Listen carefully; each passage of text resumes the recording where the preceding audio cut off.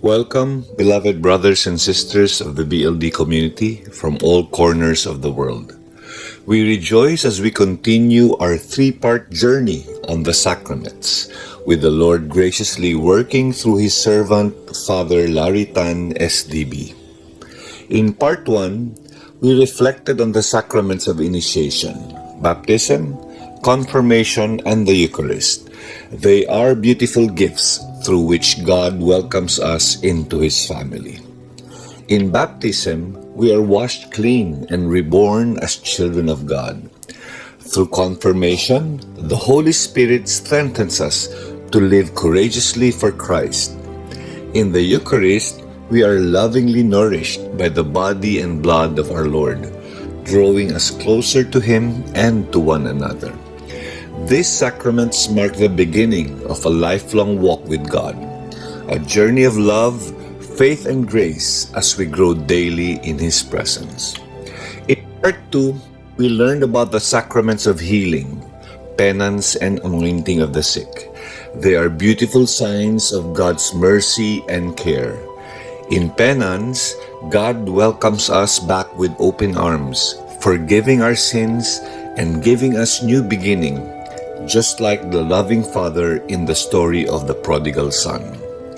In the anointing of the sick, Jesus comforts and strengthens us in times of sickness and suffering, reminding us through His healing touch that we are never alone. These two sacraments are signs of God's tender love, bringing forgiveness, healing, and the promise of new life to those who seek Him.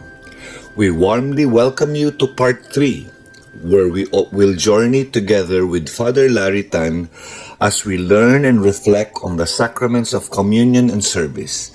They are the sacraments of holy matrimony and holy orders.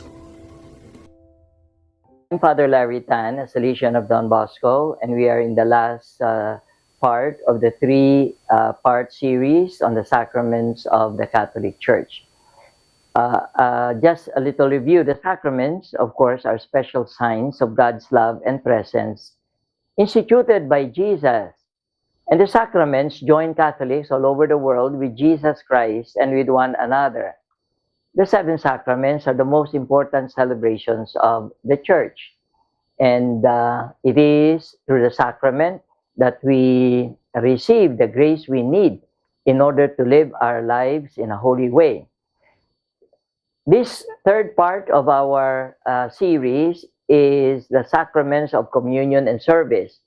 And so we will be talking about marriage as a sacrament. The sacrament of matrimony or holy matrimony symbolizes the unity of Christ and the Church and is a visible sign of God's love, strengthening the bond between spouses and sanctifying them on their journey to eternal life. In the Catholic Church, a sacrament is a visible sign of an invisible reality that gives grace.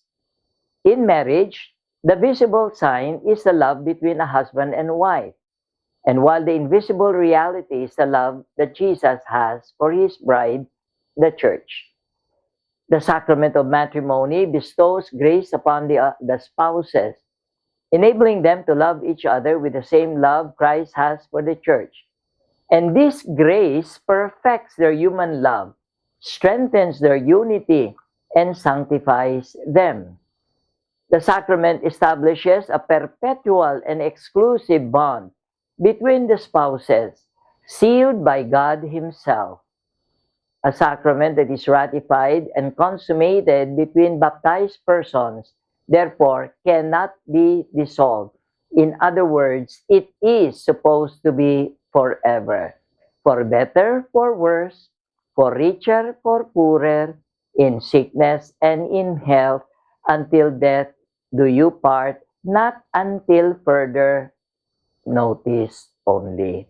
In short, no return, no exchange. So the marriage covenant is a relationship between persons, a permanent union of those capable of knowing and loving each other and God. So it is an image, therefore, of God's love. It is an image of God's unconditional love and covenant with His church. And in the mind of the church, the union between husband and wife is a great sacrament. And that's precisely why the Lord has raised it into a sacrament. And in the past, it is known as the Magnum Sacramentum, the Great Sacrament, because it reflects the love of Christ to His church. In the Latin Church, the spouses are, as ministers of Christ's grace, mutually confer each other the sacrament of matrimony by expressing their consent before the church. It is a sacrament of vocation, a response to a specific calling that God has placed in the hearts of a couple. So marriage in the Catholic Church, also known as holy matrimony, is a covenant by which man and woman establish between themselves a partnership of the whole life, and which is ordered by its nature to the good of the spouse and the procreation and education of offspring. It is intended to foster a deep and fulfilling relationship between two individuals, providing companionship, support, and mutual growth. It is often seen as a foundation too for raising a family, with the aim of welcoming and nurturing children, preparing them for a responsible and fulfilling life. And so, marriage becomes a building block for a stable and loving family unit, which in turn contributes to a stronger society. Matrimony, therefore, emphasizes the importance of fidelity and the creation of a strong, unbreakable bond between the spouses. And therefore, the priest or deacon serves as the church's official witness and otherwise fosters the sanctity of the ceremony, but it is the couple who are ministers of the sacrament. The bride and the groom marry each other. In the sacrament of marriage, Jesus empowers a couple to love each other with His love, and He assists a couple to deal with their particular marital struggles so as to be a living witness of His redemptive love in the world. Marriage involves, therefore, spiritual, emotional, and physical closeness. In the Old Testament, therefore, shall a man leave his father and his mother, and shall cleave unto his wife, and they shall become one flesh. Married couples are meant to be unified in every possible way. Now, marriage has always been considered holy. God performed the first marriage in the Old Testament, and Jesus confirmed the holiness of marriage in the New Testament with the following words: "Wherefore, they are no longer two, but one flesh. What therefore God has joined together, let no man separate." And therefore, couples should honor each other by valuing and treating each other with respect. Each partner should avoid criticizing their spouse or indicating in any way that they are somehow less than them. A healthy marriage is an important part of any successful relationship. And in the plan of God in the Bible, marriage is a God-ordained, oriented relationship between man and woman, intended to be a lifelong sexually exclusive union and a foundation for raising children and serving God. The three gifts of marriage. In the Bible, the greatest books ever written, we read of God's glory and the compassionate love for His creation. And so you have the first gift in marriage is the gift of companionship. Man will no longer be alone, but will have a helpmate and a partner. The gift of passion and the gift of purpose. Your duties are to love, honor, and cherish each other in sickness and in health until death do you part. And so, basically, God designed marriage for three primary purposes. Companionship, it's not good for a man to be alone. Procreation, a means to propagate humanity. And, of course, redemption, that through the help of one another, they may be able to save their souls and hopefully find their way to heaven. And so, these are the goods of the sacrament of marriage: offspring, fidelity, and sacrament. Through the sacrament of marriage, the man and the woman become one. They are no longer two, but one flesh. And that is why what the Lord has put together, let no man divide, let no man put asunder. And it is a permanent relationship. It is a relationship for life, for good. It benefits all of your family members. So in the Bible, marriage is God ordained, covenanted relationship between man and a woman, intended to be a lifelong, sexually exclusive union and a foundation for raising children and serving God. And so, the sacrament of marriage, therefore, is God's way of bringing a man and a woman together so that together they may be able to reach their final destination and hopefully be able to reach God and heaven together as husband and wife. The last sacrament of communion and the service is the sacrament of holy orders or the sacrament of priesthood. The sacrament of apostolic ministry. It is a sacrament by which men become priests and are given a sacred power to act in total sacramental identification with Jesus. An order means the group or body of those who carry on certain functions like teaching, sanctifying, and governing. Ordination is a sacramental act by which one is integrated into the orders of bishops, priests, and deacons. And so the origin is in the Old Testament as well as in the New Testament. In the Old Testament, through Moses, God called all the Israelites to be a kingdom of priests and a holy nation. The Old Testament priesthood was powerless to effect definitive salvation. It was never able to perfect the worshippers by the same sacrifices offered continually year after year. Now, in the New Testament, there are four basic dimensions. The priest is a disciple, is an apostle, and a priest is called also a presbyter.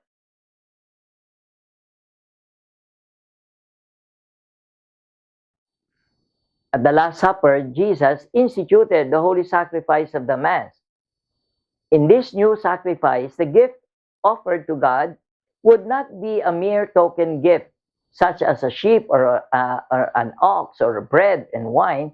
The gift now, for the first time and always, would be a gift worthy of God. And so the three degrees of the sacrament, number one are the bishops, number two, the priests, and the third are the deacons. And what are the functions of the priest? It is to be an intermediary between God and man. And in order to do so, there is a gift of self to God, the gift of celibacy, whereby they offer and dedicate their lives completely to God by being celibate. The essential elements of the sacrament of holy orders is the matter is the holy chrism that is anointed in the hands of the candidates of the priest. And the form is the laying on of the hands by the bishop with the consecratory prayer. The minister of the sacraments of holy orders is the bishop. The bishop has the power to ordain the priest. And the main functions of the priest, especially of the bishop, is to preach the gospel, shepherd the faithful, and to celebrate divine worship as true priests of the New Testament.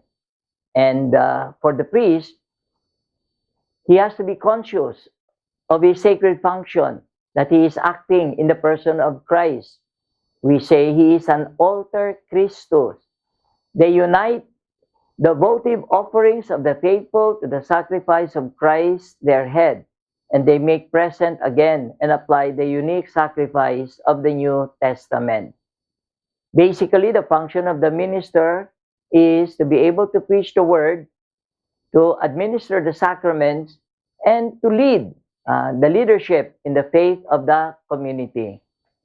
The deacons are those who are strengthened by the sacramental grace in communion with the bishop and his body of priests. The deacons serve the people of God in the service of the liturgy of the gospel and of the works of charity. So the effects of the holy orders.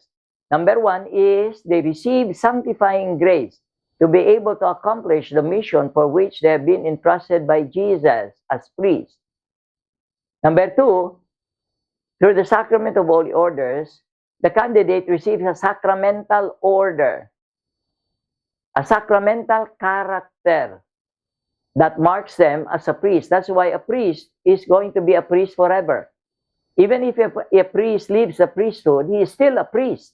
The character is permanent. The character is still there. Number three, the sacrament conforms the man to Christ, becomes easily and gives all the grace to be like Jesus. The priest acts in the person of Christ, in persona Christi. The sacrament can only be received once for each degree. And so, because of the character. And part of the responsibility of the priest is to be a good shepherd, especially to all those entrusted to his care. And so, the sacrament of holy orders is not for the sake of the person, the candidate, but it is meant for the service and the good of the church, to minister to the body of Christ and to serve the body of Christ. We thank Father Laritan for his insightful teaching that helped us understand the beauty and meaning of the seven sacraments. God bless you, Father, for leading us closer to Him through your teaching. Brothers and sisters, as we reflect on the beauty of the sacraments of initiation, healing, and service, may we be reminded that these are not just rituals, but encounters with the living God who calls us to be His people. Let us not leave these gifts unopened. Instead, let us live them out daily, nurturing our faith, seeking God's healing mercy, and serving others with love. Today, God invites us once again to open our hearts to His grace, to follow Him with joy and trust, and to renew our promise to love, serve, and build His church wherever we are.